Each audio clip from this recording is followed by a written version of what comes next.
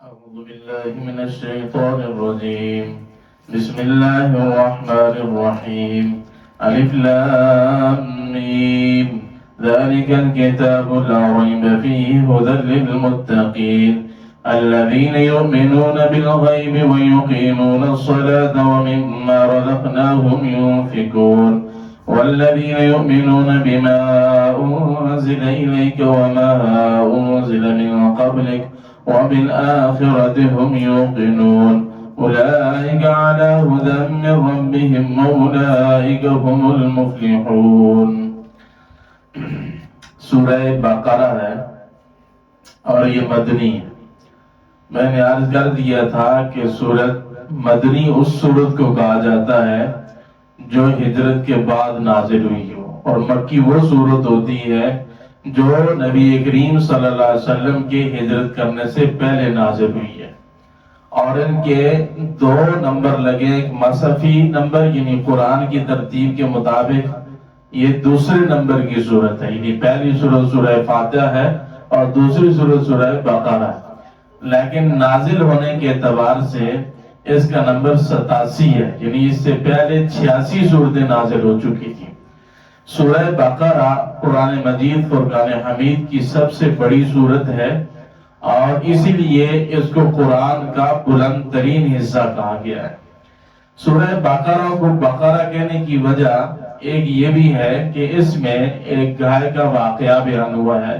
واقعات تو اور بھی بہت سارے اس میں بیان ہوئے، لیکن سورہ بقرہ کا نام اس گائے کے واقعے پر رکھا گیا ہے کیونکہ لفظ بقرہ عربی زبان میں بیل اور گائے دونوں پر بولا جاتا ہے، یعنی نر اور مادہ دونوں کے لیے استعمال ہوتا ہے.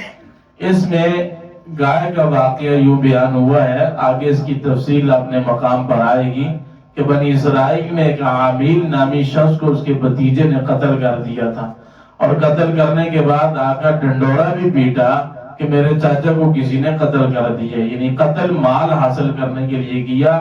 اس کا کوئی بیٹا بیٹی حقیقی وارث سوائے بھتیجے کے علاوہ اور کوئی بھی نہیں تھا. تو اب یہ قتل مخفی تھا تو اس نے ڈنڈورا پیٹا. حضرت موسیٰ علیہ السلام کے سامنے یہ واقعہ آیا تو انہوں نے کہا کہ اس کے قاتل کا پتہ لگنا چاہیے. تو اللہ رب العزت نے حضرت موسیٰ علیہ السلام نے اللہ تعالیٰ سے دعا کی اور عرض کیا کہ اللہ اس کے قاتل کا معلوم کیسے ہوگا؟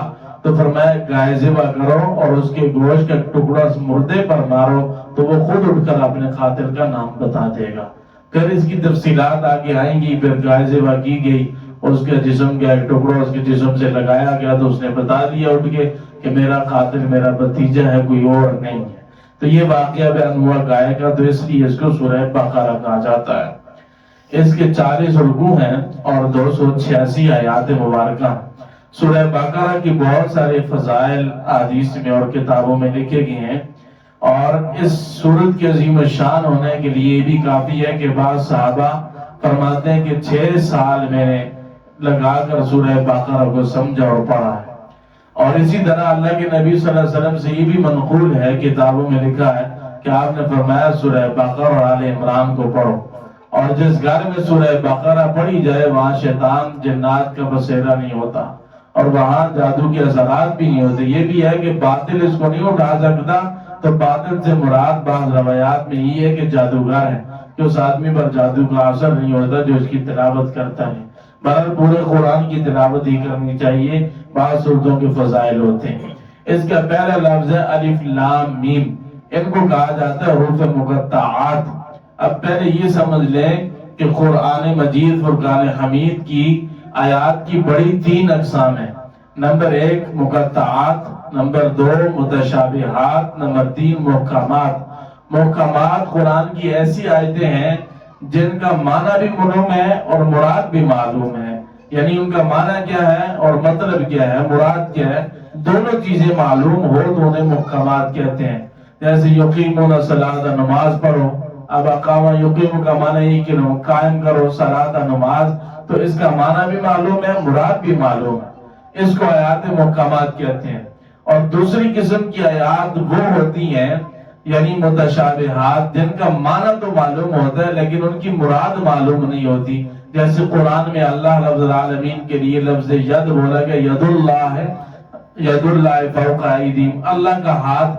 اب اس کا معنی تو معلوم ہے کہ ید ہاتھ کو کہتے ہیں عربی میں، تو اب اس کی مراد کیا ہے؟ اللہ کا ہاتھ کتنا ہے، کیسا نہیں ہے، یہ کچھ بھی معلوم نہیں ہے. اسی طرح ساق، پنڈلی کا لفظ بولا گیا اللہ کے لیے، تو پنڈلی کا معنی تو اس لفظ کا معلوم ہے، لیکن اس کی مراد کیا ہے یہ معلوم نہیں ہے.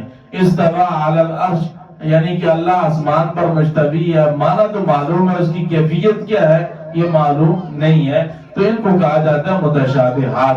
اور تیسری قسم وہ ہوتی ہے جو مقطعات کہلاتی ہے، یعنی نہ ان کا معنی معلوم ہوتا ہے نہ ان کی مراد معلوم ہوتی ہے، جیسے الف لام میم. اب الف لام میم میں مفسرین اکثر یہی لکھتے ہیں اللہ اعلم بمرادی، اس کی مراد اللہ ہی بہتر جانتا ہے. لیکن کچھ حضرات یعنی صحابہ کے دور میں یہ چیزیں شروع ہو گئی تھی کہ اگر ان چیزوں کے معنی نہیں ہے تو پھر ان کو نازل کیوں کیا گیا ہے. تو اس لیے بعض صحابہ کرام سے کچھ ان کی تفسیر بھی منقول ہے، جیسے کہ کہا جاتا ہے کہ یہ جو حروف مقطعات جتنے بھی ہیں سورتوں کے شروع میں الف لام میم ہا میم عین سین قاف قاف نون صاد، ہاں جی، یہ جتنے بھی حروف ہیں یہ حروف مقطعات ہیں. ان کے معنی صحابہ سے جو بعض صحابہ سے منقول ہیں انہوں نے یہ کہا کہ سر بین اللہ تعالی اور بین رسولہ، کہ یہ اللہ اور اللہ کے رسول کے درمیان راز ہے، یہ معلوم نہیں ہے کیا ہے. بعض علماء یہ بھی فرماتے ہیں کہ یہ اللہ کے ناموں کا مخفف ہے. جس طرح دیکھیں پرانے زمانے میں جو اخبار چھپتے تھے نوائب وقت میں، ایک بڑا مشہور تھا کالم نگار محمد شفیع، تو وہ لکھا کرتا تھا میم شین، یعنی میم شین کی ڈائری بڑی مشہور تھی، میم شین کی ڈائری. اب میم سے مراد محمد اور شین سے مراد شفیع، تو یہ الف لام میم بھی جو ہے یہ اللہ کے مخفف ہے. اب یہاں پر یہ سمجھ میں آتا ہے کہ جب اللہ کے ناموں کا مخفف ہے یا اللہ کے نام ہے تو پھر اللہ کے جو 99 نام قرآن کے شروع میں لکھے ہوتے ہیں ان میں تو یہ نہیں ہے. تو یاد رکھیں امام راضی رحمت اللہ علیہ، ابن کثیر اور تفسیر مظہری میں قاضی ثناء اللہ پانی پتی رحمہ اللہ لکھا ہے کہ اللہ رب العزت کے نام بے شمار ہیں جن کا علم ہی نہیں ہے. باقی جو وحی کے ذریعے اللہ کے نبی صلی اللہ علیہ وسلم کو بتائے گئے تو 5000 نام ہیں اللہ رب العزت کے. تو ایک یہ ہے، اور نبی کریم صلی اللہ علیہ وسلم فرمایا کہ جو قرآن کی ایک آیت پر ایک حرف پڑھتا ہے اس کو 10 نیکیاں ملتی ہیں. اور پھر فرمایا کہ یہ میں نہیں کہتا کہ الف لام میم ایک حرف ہے، بلکہ الف حرف، لام حرف، میم حرف. الف الگ حرف ہے، لام الگ حرف ہے، میم الگ حرف ہے. یعنی جس آدمی نے پڑھا الف لام میم تو 30 نیکیاں اس کے نامہ اعمال میں لکھ دی جاتی ہیں. اور اسی طرح میں نے پڑھا، آپ نے سنا، تو آپ کے نامہ اعمال میں بھی 30 نیکیاں سننے والوں کے نامہ اعمال میں بھی لکھ دی جاتی ہیں. اللہ اکبر. بات کہتے ہیں الف سے مراد اللہ، لام سے مراد لطیف اور میم سے مراد مالک. یہ اللہ کے 3 نام ہیں. الف لام میم اللہ اعلم بمراد بذالک، ذالک الکتاب لا ریب فیہ. فرمایا یہ کتاب جو ہے اس میں کوئی شک شبہ نہیں ہے. کتاب سے مراد قرآن مجید ہے، یعنی اس قرآن مجید میں کوئی شک شبہ نہیں ہے. جب شک شبہ نہیں ہے تو اس کے اندر جتنا بھی بیان ہوا ہے، جتنے احکام ہیں، ان کی بلندی اتنی اونچی ہے کہ ان کو شک کی گرد و غبار بھی نہیں پہنچ سکتی. لیکن ذہن میں آیا ہوگا کہ شک تو کیا ہے لوگوں نے، یہودیوں نے، عیسائیوں نے، لوگوں نے شک تو کیا قرآن میں. تو یاد رکھیں شک کی 2 وجہ ہوتی ہیں، یا جو کلام ہوتا ہے وہ محل شک ہوتا ہے، یا جو بندہ اس کلام کو پڑھتا ہے وہ اس کا جو فہم ہے اس میں شک ہوتا ہے. تو اب اس کلام میں تو کوئی شک نہیں ہے، پڑھنے والوں کے ذہنوں میں شکوک پیدا ہوگی اور انہوں نے اس کا انکار کر دیا. اس کی سادہ مثال یوں سمجھے کہ اگر انسان کو بخار ہو جائے اور اس کا مزاج، جسم کے مزاج ہیں دمی، بلغمی، صفرا، سودا. اب صفراوی مزاج کے آدمی کو بخار ہو جائے تو اس کو شہد دیا جائے کھانے کے لیے تو وہ شہد بھی اس کو کڑوا لگتا ہے.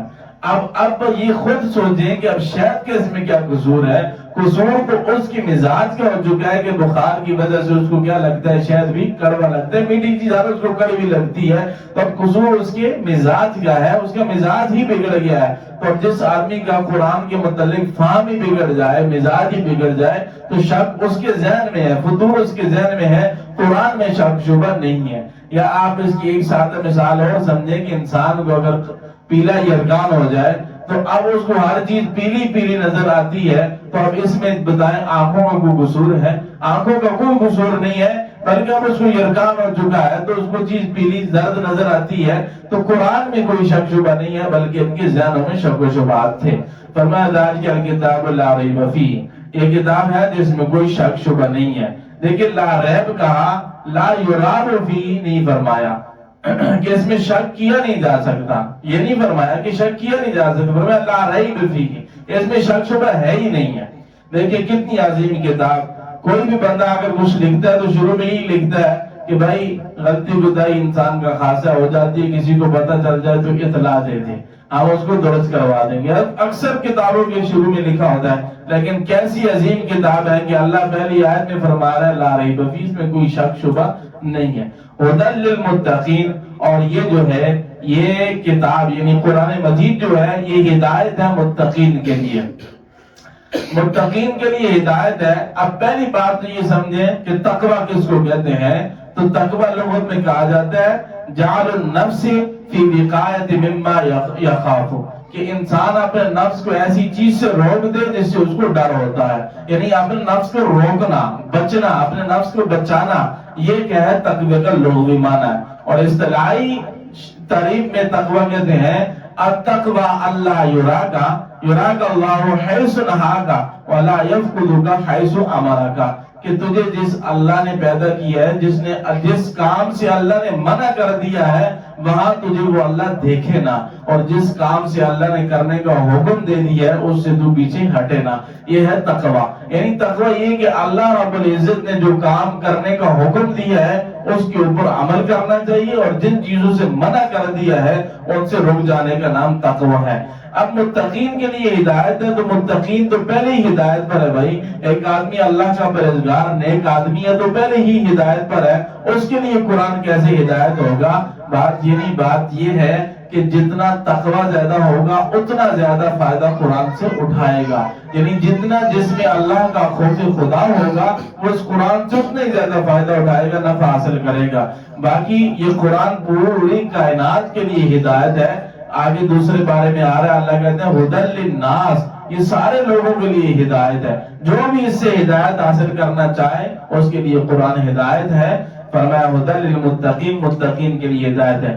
الذین یؤمنون بالغیب، اب اس آیت سے آگے متقین کی صفات بیان کر دی کہ متقین کی پہچان کیا ہے، وہ کن صفات کے حامل لوگ ہیں۔ تو فرمایا الذین یؤمنون، وہ لوگ جو ایمان لائے بالغیب، غیب پر، یعنی جو غیب لائے ایمان پر، کیا مطلب ہے؟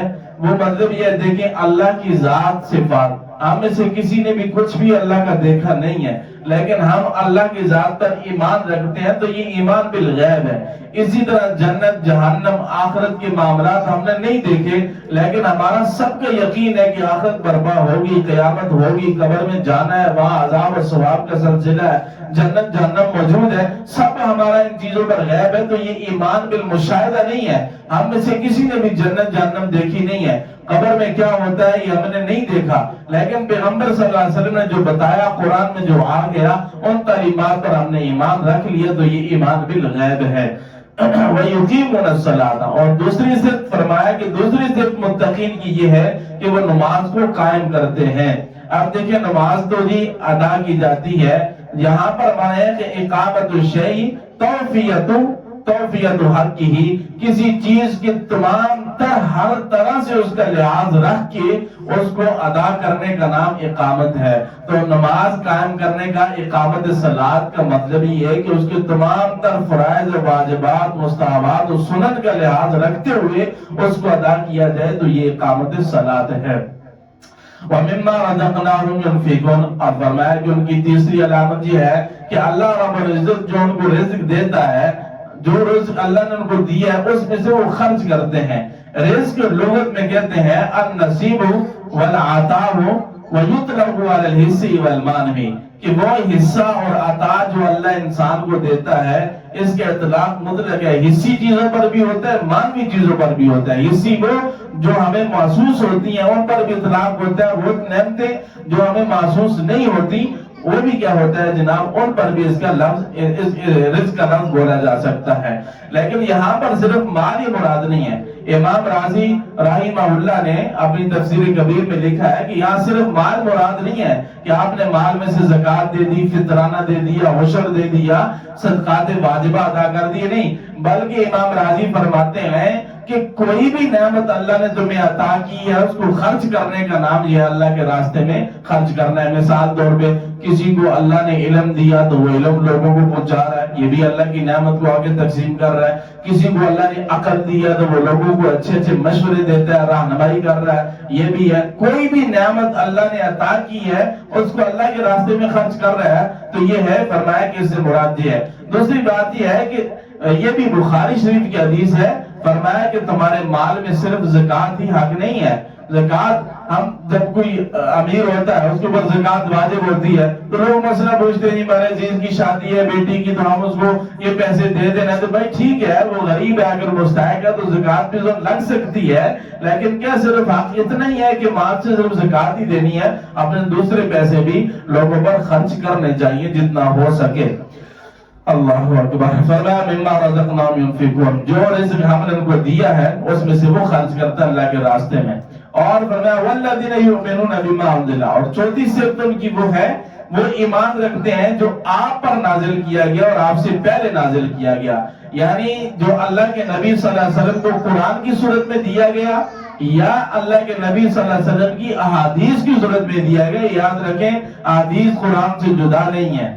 جہاں پر الفاظ بھی قرآن کے ہوں، الفاظ بھی اللہ کے ہوں، سمجھ آگئی جی، الفاظ اللہ کی ذات کے ہوں اور مفہوم پیغمبر کی ذات کا ہو، وہ قرآن مجید ہے۔ یہ الفاظ اللہ کی ذات کی طرف سے ہیں، اور اب آگے جو الفاظ رسول اللہ صلی اللہ علیہ وسلم کی زبان سے نکلے اور مفہوم کا اللہ تعالیٰ کو اس کو حدیث کہا جاتا ہے۔ اللہ کے نبی صلی اللہ علیہ وسلم نے فرمایا کہ اوتیت القرآن ومثل معہ، مجھے قرآن کے ساتھ اس کی مثل بھی دیا گیا ہے، تو اس کی مثل یہی ہے، حدیث مبارکہ ہے۔ تو جس طرح قرآن کی آیات کا منکر کافر ہوتا ہے، اسی طرح پیغمبر صلی اللہ علیہ وسلم کی احادیث کا منکر بھی کافر ہے، مسلمان نہیں ہے، تو یہ کوئی جدا چیز نہیں ہے۔ تو یہ آیت دلیل ہے کہ حدیث بھی حجت ہوتی ہے، جس طرح قرآن حجت ہے ایسے ہی پیغمبر صلی اللہ علیہ وسلم کا فرمان بھی حجت ہے۔ تو فرمایا کہ جو آپ پر نازل کیا یا جو آپ سے پہلے نازل کیا گیا، آپ سے پہلے تورات، زبور، انجیل اور مصاحف جو نازل ہوئے،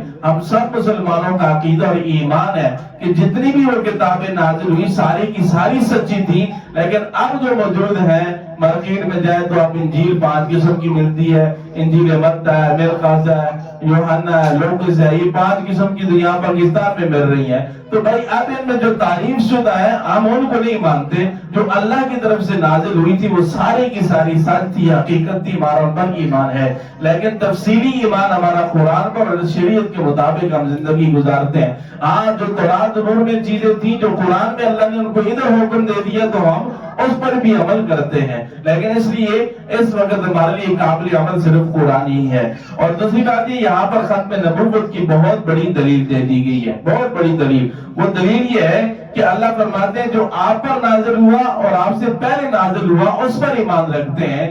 اگر نبی آنا ہوتا تو اللہ یہ کہتے کہ جو آپ کے بعد نازل کیا جائے گا متقین وہ ہیں جو اس پر بھی ایمان رکھتے ہیں۔ جب بعد میں نازل ہونے کا ذکر نہیں ہے تو یہ دلیل ہے کہ اللہ کے نبی صلی اللہ علیہ وسلم آخری نبی ہیں، آپ کے بعد کوئی نیا نبی نہیں آئے گا۔ وَهُمْ بِالْآخِرَةِ هُمْ يُوقِنُونَ، اور متقین کی ایک صفت یہ بھی ہے کہ وہ آخرت کے اوپر یقین رکھتے ہیں۔ ایقان کا معنی ہوتا ہے اتقان العلم بنفی الشک وشبہۃ منہ، کہ جس اتقان یہ یقین وہ علم ہے جس میں شک اور شبہ کی نامی کوئی چیز ہی نہ ہو، یہ اتقان ہے۔ تو فرمایا کہ یہ صفات مومنین کی ہیں، اولئک علی ھدی من ربہم، اور یہ مذکورہ صفات جن لوگوں میں پائی جاتی ہیں وہی لوگ اپنے رب کی طرف سے ہدایت پر ہیں، واولئک ھم المفلحون، اور وہی لوگ فلاح پانے والے ہیں۔ فلاح کیا ہے؟ فلیس فی کلام العرب قل هو اجمع من لفظ الفلاح، فرماتے ہیں کہ کلام عرب میں یعنی لسان نے لفظ فلاح سے کامیابی پر اس سے بڑا لفظ کوئی بھی نہیں لایا گیا جس سے دنیا اور آخرت کی کامیابیاں حاصل ہو جائے اور انسان آخرت میں پاس ہو کر اپنی جنت میں پہنچ جائے تو یہ اس کی فلاح ہے. فلاح یہ کامیابی، اور کامیابی کے لیے یہ علامات ہیں، جن میں یہ علامات ہیں وہ کامیاب ہے. اللہ تعالی ہمیں عمل کی توفیق عطا فرمائے. آمین. الحمدللہ رب العالمین والعاقبۃ